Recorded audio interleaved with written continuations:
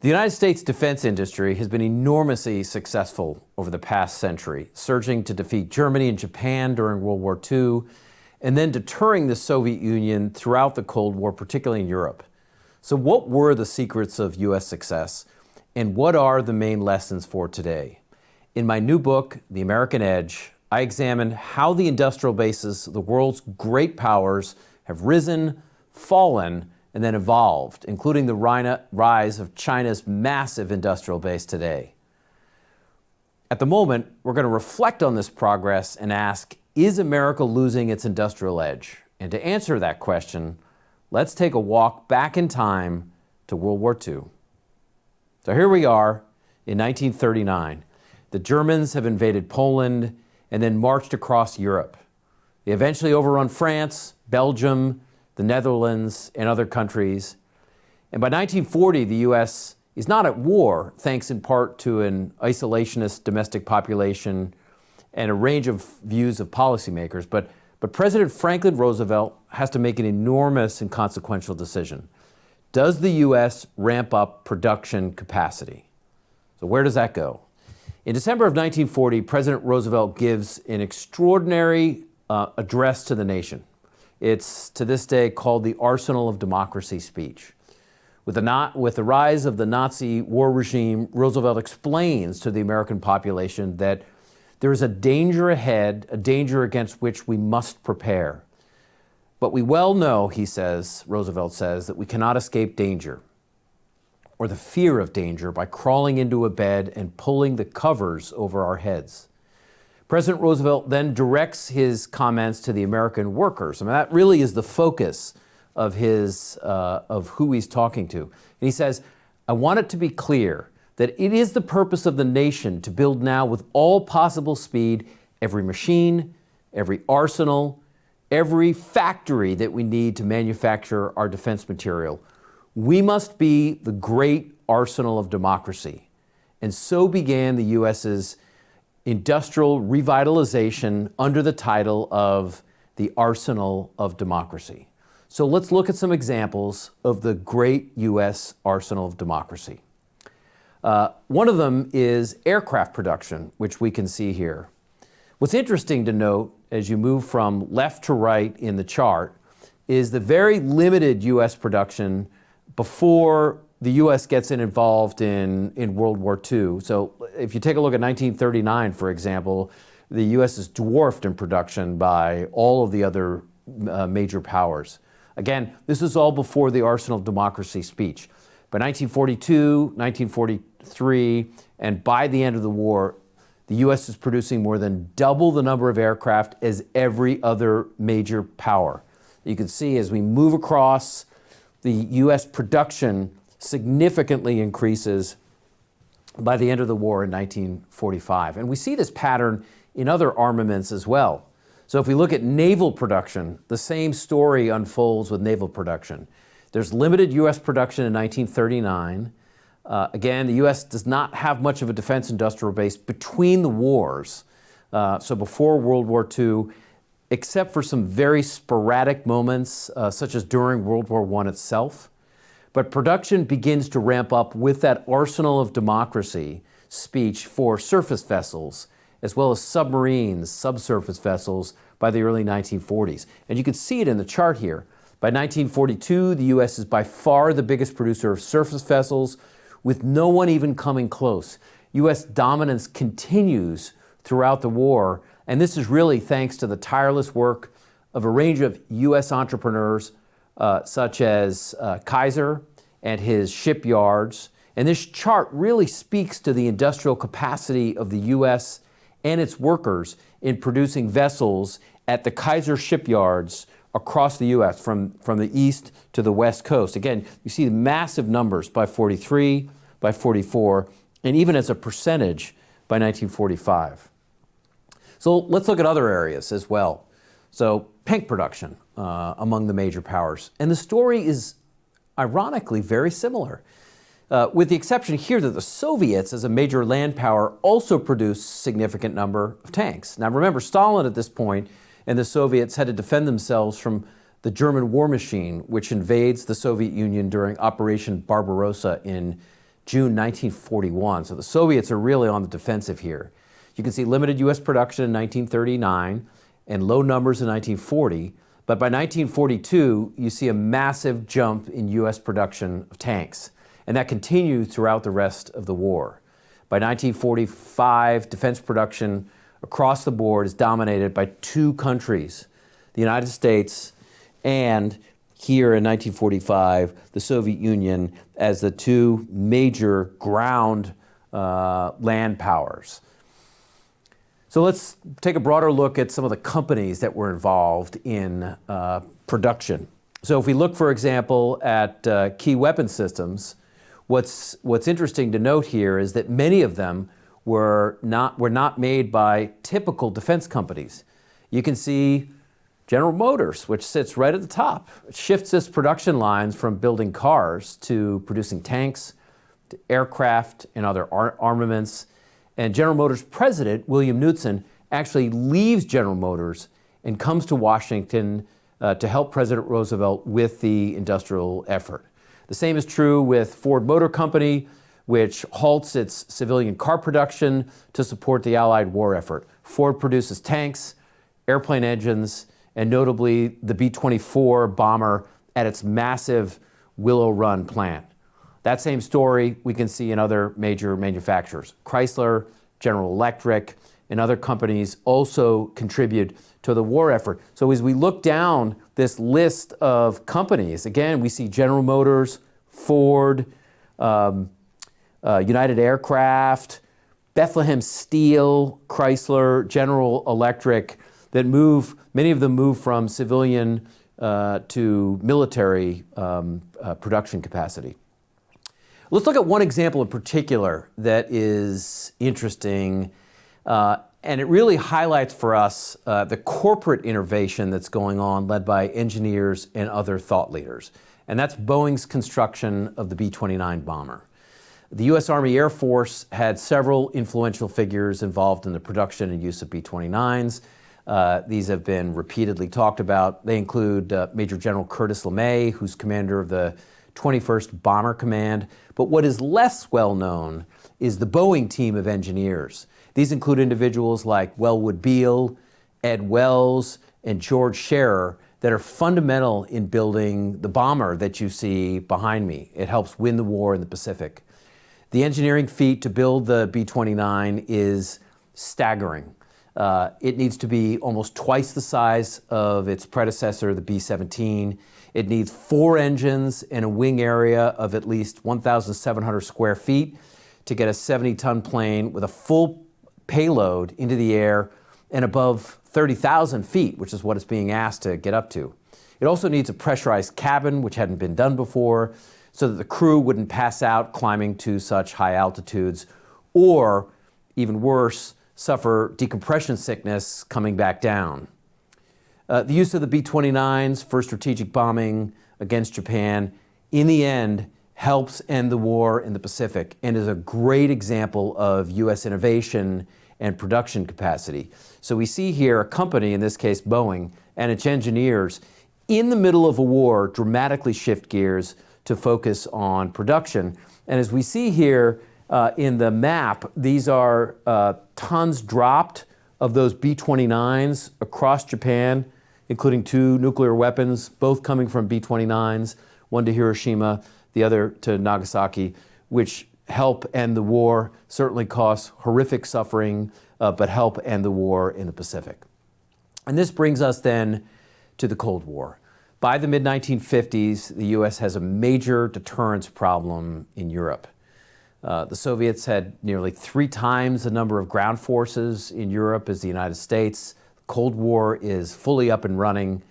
But President Eisenhower assesses that sustaining a large standing army would have to be deployed to Europe, would cripple the U.S. economy. And he's in the business at this point politically of trying to save money, not spend a lot more. So instead, his administration develops a strategy called New Look, and which some have referred to as what's called the first offset. It's designed to counter or offset Soviet advantages in conventional forces. So what does New Look do? It involves building an overwhelming nuclear advantage. So that's its real focus. It's nuclear weapons. Using tactical nuclear weapons if necessary against the Red Army, including in places like Germany. So if we look to New Look, it leads to a major investment in two areas. And one of them you can see behind me, and that is really nuclear weapons. The second is long-range bombers. So let's talk about the first one here, which you can see the tactical use of nuclear weapons. The first is a rapid increase in the development and production of nuclear weapons and the delivery vehicles that go with it, particularly intercontinental ballistic missiles, or ICBMs.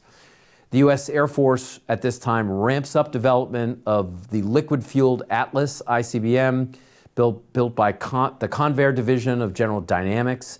The U.S. military also increases its development of Titan I, the first U.S. multi-stage intercontinental ballistic missile developed by Martin Marietta. And then the Eisenhower administration also supports development of several other missiles capable of carrying nuclear warheads. Again, we see an artillery version of this behind me. They include the Polaris, which is a submarine-launched ballistic missile. It's manufactured by Lockheed. Thor, which is an intermediate-range ballistic missile by Douglas Aircraft Company.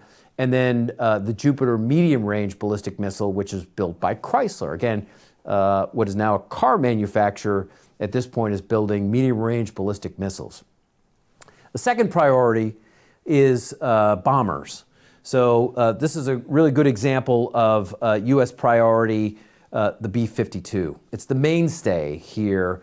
It is a long-range bomber capable of flying at subsonic speeds that can carry nuclear and conventional ordnance and perform a range of missions, including strategic attack, close air support, air interdiction, and offensive counter-air operations. So in 1956, President Eisenhower and his Secretary of Defense, Charles Wilson, they asked Congress for an additional $248 million to increase B-52 production from 17 aircraft per month to 20 per month. They also request another $128 million to expand airbase infrastructure necessary to house those B-52s. And in the end, these efforts really strengthen deterrence and prevent a major war in Europe with the Soviet Union. So the first offset and the focus on nuclear weapons and infrastructure ends up being very successful in deterring a Soviet push through the Fulda Gap and the inter-German border. So let's fast forward to the late 1970s. It's what is often called the second offset, and it's an effort to offset Soviet advantages in Europe, which have evolved over the previous 2 decades. The U.S. is again in danger of losing deterrence. According to U.S. government, particularly U.S. intelligence estimates, the Soviets have reached strategic parity with the United States by the late 1970s. So they've achieved nuclear parity. By some accounts, they've also have a 3-to-1 advantage, in some cases, in conventional weapons in Central Europe. So how would policymakers and the industrial base respond? Pentagon officials during this period, as the Carter administration, the late Carter administration, led by Secretary of Defense Harold Brown, who was a president at Caltech, and Undersecretary of Defense for Research and Engineering William Perry, who would later go on to become Secretary of Defense. They spark a fundamental shift in U.S. defense policy in what becomes known as the second offset, again to offset those Soviet advantages and concerns that the Soviets would invade Western Europe. So one development during this period is a series of concepts of operation called air-land battle. It's one of them. At the core of air-land battle is a concept of integrating land and air forces to conduct attacks against an invading Soviet military that's pushing through U.S. and other NATO lines in 3 areas. Close, that is at the front lines here, rear, behind the front line, and then deep attack. But that's the concept. So what kind of technology becomes necessary for this concept of air-land battle? One of the most innovative that we see is what comes out of Lockheed Martin Skunk Works, led by Kelly Johnson, the innovative engineer, and later by Ben Rich, who takes over for Kelly Johnson. In the mid-1970s, one of Lockheed's engineers, individual by the name of Dennis Overholzer, 36-year-old mathematician and a radar specialist at Skunk Works, graduated from Oregon State University, stumbles across a dense and virtually impenetrable monograph on electromagnetic waves by the chief scientist at Moscow's Institute of Radio Engineering. Overholzer was absolutely floored. He had a strong hunch that the Soviet individual's work represented a huge breakthrough in stealth technology for aircraft and other systems because it provided real insight into how to reduce radar signatures.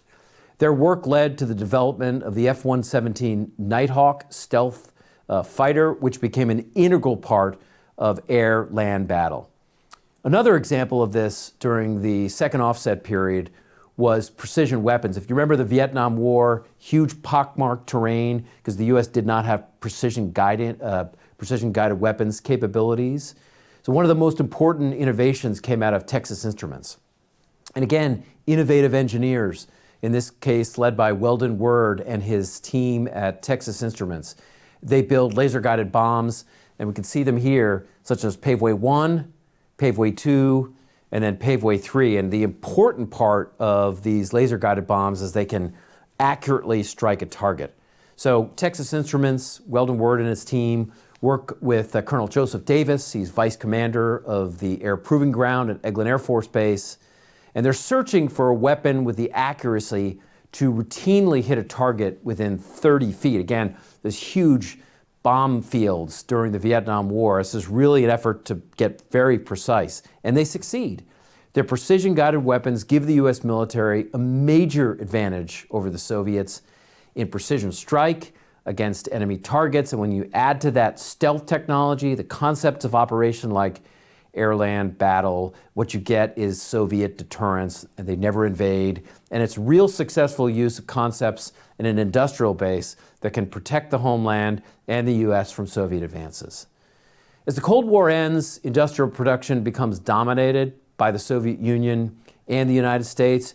You can see here in the chart behind me that this huge disparity in these two columns between the Soviet Union and non-Soviet Warsaw Pact forces in a range of different areas: submarines, both nuclear and diesel-powered, warships, naval armed helicopters, and others. You can also see the same disparity between the U.S. and non-NATO U.S. forces. Really major disparities between the Soviets and the U.S. and the rest of the world. Really a bipolar world. But that all falls apart in 1989. The Berlin Wall falls, see the photograph here, and in 1991 the Soviet Union collapses. The Cold War is over. So the question is, what will become of U.S. defense production without its main adversary, the Soviet Union? So we shift from a bipolar to a unipolar world. During the 1992 presidential election, Bill Clinton outlines a plan called the New Covenant to reestablish a leaner government. One component, again, the Soviet Union is gone, is slashing the U.S. defense budget.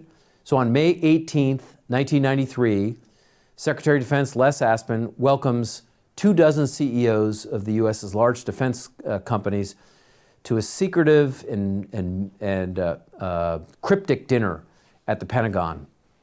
This is Norm Augustine, who's the CEO of Martin Marietta, eventually the CEO of Lockheed Martin, is present at the dinner. A few days later, a newspaper reporter asks Norm Augustine for a comment about this mysterious dinner. He said, "It was the Last Supper," and so the name stuck. So what happens at the Last Supper? This becomes very important in understanding the consolidation of the defense industry in the 1990s. At the dinner, Deputy Secretary of Defense William Perry shows CEOs a chart. It lists major areas of the defense sector. You can see it on the screen here. They include things like aircraft, space assets, shipbuilding, tracked vehicles, and missiles. And then it outlines roughly how many the Department of Defense would be able to keep in business based on funding. For example, the chart shows that the number of companies making bombers needs to go from 3 to 1. Number of helicopters the Pentagon wants to keep goes from 4 down to 2. Ballistic missile defense goes from 6 down to 2 companies. Surface combatants go from 5 to 2 companies. And tactical missiles go from 8 to 4 companies. And that is the beginning of defense consolidation. And what the Pentagon leadership tells these CEOs is that you figure out the consolidation, we're just going to give you essentially what we want as the end result.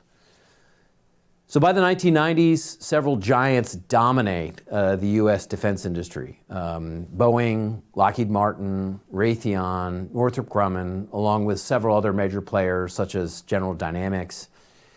Nearly all the diversified Fortune 500 firms, so think IBM, General Electric, General Motors, Chrysler, Honeywell, Texas Instruments, and Westinghouse, sell off their defense subsidiaries and exit the defense industry and the defense market because of what they see as a declining defense market. They were right about that. And so did a chunk of high technology companies that exit from the defense business. And that really is the legacy of the Last Supper. It's really this shift from multiple smaller defense companies to a much more consolidated list of companies as we get to the right side of the screen. And this brings us to the final period, which we explore in our next segment. In 2012, Xi Jinping becomes the General Secretary of the Chinese Communist Party. In November of that year, Xi Jinping makes a dramatic speech titled The China Dream.